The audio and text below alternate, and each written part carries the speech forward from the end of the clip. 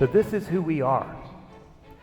We are the largest university in the region, leading the way for the most dynamic state economy in the strongest national economy in the world.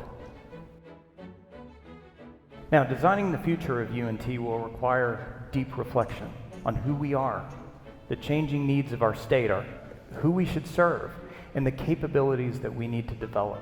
So this year, we will launch a university strategic planning process, engaging our entire UNT community, alumni, employers, policymakers, and the public, inviting all of them to contribute their insights to the design of the next iteration of the University of North Texas.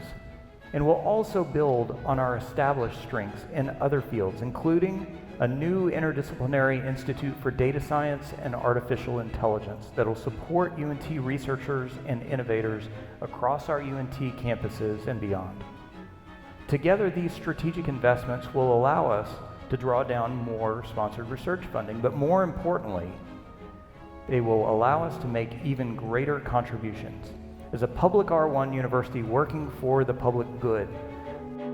As the pace of change accelerates, we'll work across disciplinary and institutional boundaries to build new strategic partnerships, organizational structures, and innovative solutions for a better future.